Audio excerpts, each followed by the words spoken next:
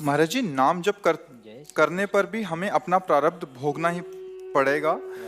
तो फिर नाम जप करने का क्या लाभ होगा महाराज जी? अगर हम डॉक्टर के पास गए और फिर भी रोग ठीक ना हो, अर्थात कर्म बंधन ना मिटे, तो फिर नाम जप का कैसे लाभ महाराज जी, हमको रोग समझना तो चाह एक तात्कालिक, एक ही शरीर को नष्ट करने वाला विषय होता है, लेकिन ये भवरोग ना अनंत जन्मों का हिसाब जो रखा हुआ है, वो इसके लिए थोड़ा ज्ञान की जरूरत है। अगर नहीं जानोगे तो फिर ये जो शरीर हमारा मिला है, ये दो प्रकार के कर्म को मिश्रित करके दिया गया है, शुभ और अशुभ। शुभ कर्म का तात्पर्य होता है पुण्य, अशुभ कर्म का तात्पर्य होता है पाप। शुभ कर्म का फल होता है सुख लौकिक, और अशुभ कर्म का फल होता है दुख लौकिक। अब जो स्टॉक अनेक जन्मों का रखा हुआ है, उसमें शुभ अशुभ पूरा गोदाम भरा हुआ है, उससे कुछ निकाल करके ये मनुष्य शरीर बनाया गया है, जिसे प्रारब्ध कर्म कहते हैं, इसे उसे संचित कर्म कहते हैं। जो इस शरीर से हम नए कर्म कर रहे हैं उन्हें क्रियमाण कहते हैं। वो दो ही प्रकार के, शुभ और अशुभ। अब इस कर्म जाल से मुक्त होने के लिए इसमें काम करेगा भगवान का आश्रय और नाम जप। अगर सत्संग नहीं है, साधु समागम नहीं है, तो जहां नाम जप करने के लिए बैठा और मन उद्दंडता की, जलन पैदा की, वो नाम जप कर नहीं पाएगा। साधु भजन न हुई संग बिनु, और भजन बिना नहीं प्रेम। अगर हमें कहीं भगवत कृपा से साधु समागम मिल गया और नाम जब शुरू किए, तो पहला नाम काम करता है मन की उस पापात्मक शक्ति को भस्म करता है, जिससे हमारे द्वारा पापाचरण, गंदे आचरण होते हैं। दुख का कारण गंदा आचरण, वो गंदा आचरण करने वाली प्रवृत्ति को मन भस्म करता है। अब जब इधर आचरण सही होना शुरू हुए, अब वो पूर्व पर प्रहार करता है, जो हमारे जन्म जन्मांतर के पाप जमा है उनको नष्ट कर रहा है।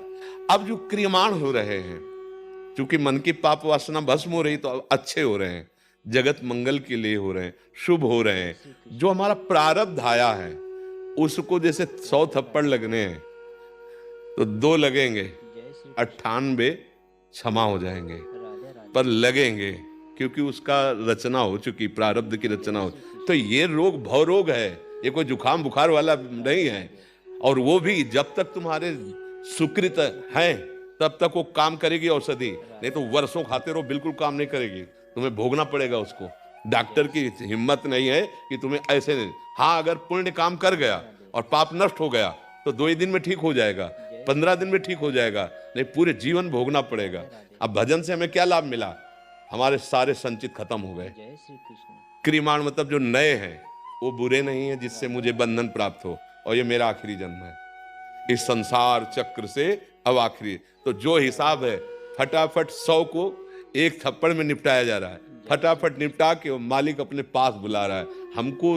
जो उनकी कृपा से समझ कि इतनी कृपा हुई कि जो हम लाखों जन्म में भोग नहीं सकते थे, मुझे इस जन्म में ऐसे फटाफट भोगता कि भगवान निपटा रहे हैं। अब अज्ञान के कारण हम इसे नहीं समझ पा रहे। भजन का फल है शरीर राग मिट जाना, भजन का फल है सच्चिदानंद स्वरूप में स्थित हो जाना, भजन का फल है इस माया चक्र से मुक्त हो जाना। अभी बच्चे हो इसलिए समझ में नहीं आ रहा, तो ऐसा मत समझो कि नाम जप या भगवान का भजन दुख नहीं, दुख को जड़ मूल से नष्ट कर देता है। बस आए हुए आगंतुक पाप को भोग लो, जिसका निर्माण हो चुका है, आगे बिल्कुल साफ रास्ता है, पक्का। हर समय हमें ऐसा आनंद रहता है, जैसे दूध को गैस में चढ़ाओ ना, उबाल आती ना, ऐसे हृदय आनंदित रहता है। क्यों? क्योंकि प्रभु मेरे हैं, शरीर मेरा नहीं है। शरीर छूटने की हमें कोई परवाह नहीं है। आज शरीर है, कल तो जाएगा ही, चाहे तुम्हारा हो चाहे हमारा हो। अब इसके लिए भजन खर्चा करें, इसके कि हमारी किडनी ठीक हो जाए तो अमर हो जाएंगे क्या? जाना तो है ही ना। अच्छा, ठीक हो जाएंगे तो क्या करेंगे? यही करेंगे ना जो भजन कर रहे हैं। तो भगवान कितने कृपालु हैं, ऐसी स्थिति में हमारे द्वारा हमारी दिनचर्या चलवा रहे हैं, हमारे द्वारा भगवत भजन करा रहे हैं। तो ऐसा नहीं सोचा जाए कि भजन से दुख मिटता नहीं। वो दुख किसे कहते हैं? दुख किसे कहते हैं? मन की मानी हुई बात को दुख कहते हैं। मन की मानी हुई बात को, ये शरीर ने को मन ने मान लिया है मैं अपना हूं, बस। अब देखो, इतनी जगह को बेहोश कर दो, तो इंद्री को मन के संपर्क से रहित करो, काट डालो, अगर उसको दुख हो तो बताओ। होता है दुख तो हो रहा है, काटो ऐसे, भला हो जाए मन को दुख। मन को कब दुख हुआ? त्वगेंद्रिय से संयोग होने पर अगर यही मन श्री कृष्ण में लगा है, प्रियाजू में लगा हुआ है, सारे पाप नष्ट हो गए हैं, तो शरीर सड़ रहा हो तो भी दुख नहीं है। और अगर मन पापाचरण में है तो शरीर एसी में बैठा है, छाती जल रही है। अब अज्ञान की दशा में अपने को शरीर माने बैठे हुए हैं, अब कैसे दूर होगा? क्योंकि कितने ऐसे हमारे द्वारा पाप कर्म हुए हैं इस शरीर से, तो उनको तो भोगना ही पड़ेगा। इसलिए भाई भोग के लिए तो तैयार रहो और भजन का फल ये मांगो कि अब मुझे इस माया जनित संसार में आना ही न पड़े। बहुत हो गया यार, कोई नहीं है अपना। देखो ना, देखो सच्चाई की बात तुम्हें कह रहा हूं, अभी अगर शरीर छूटने को हो जाए तो कौन है अपना? आप बताओ। तुम्हारा बैंक बैलेंस, पदाधिकार, तुम्हारी पढ़ाई लिखाई, रिश्ते नाते सब खत्म ना।